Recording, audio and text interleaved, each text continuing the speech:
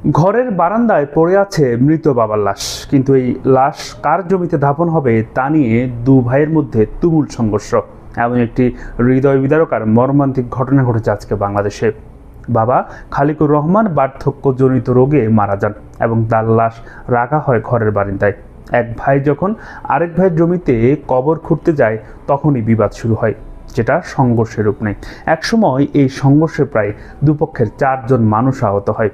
এই ঘটনাটি ঘটেছে যশোরের কেশবপুরে। এই ঘটনাটি এমনই লজ্জাজনক যা সারা দেশের মানুষের বিবেককে নাড়িয়ে দিয়েছে। একজন মৃত মানুষ, একজন বাবা যার শেষ যাত্রায় কার মাটিতে ঠাঁই হবে এবং কে ঠাঁই দিবে না তা নিয়ে দুই ভাইয়ের সংঘর্ষ হয়।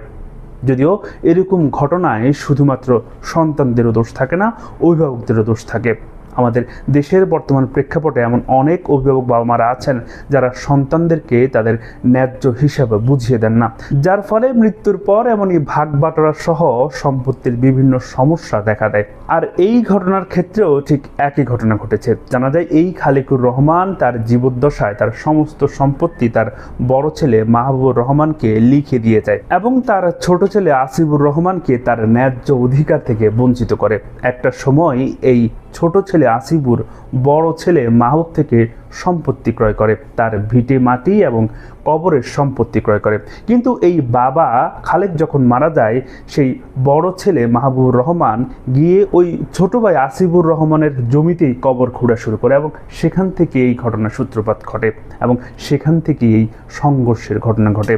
এবং এই আসিফুর রহমান বলে, যেহেতু আমার বাবা আমাকে সম্পত্তি থেকে বঞ্চিত করেছে এবং পরবর্তীতে সেই সম্পত্তি আমি কিনে নিয়েছি, তাই আমার জমিতে কবর খোঁড়ার বিষয়ে আমি বাধা প্রদান করেছি। প্রিয় দর্শক, দেখেন, একটা ছোট্ট বিষয় শুধুমাত্র অভিভাবকরা তাদের সন্তানদের প্রতি ন্যায্য অধিকার না দেওয়ায় কিংবা ন্যায্যভাবে সম্পত্তি বন্টন না করায় মৃত্যুর পরেও এই অভিভাবকদেরকেই সাফারার হতে হচ্ছে কিংবা এই অভিভাবকদেরও লজ্জার মুখোমুখি হতে হচ্ছে। প্রিয় দর্শক, এই বিষয়ে আপনাদের মতামত কি কিংবা আপনারা কি মনে করছেন অবশ্যই মন্তব্য করে জানাতে পারেন। এতক্ষণ আপনাদের সাথে ছিলাম আমি মহিউদ্দিন রবিন। আশা করি সবসময় আমাদের পাশেই থাকবেন।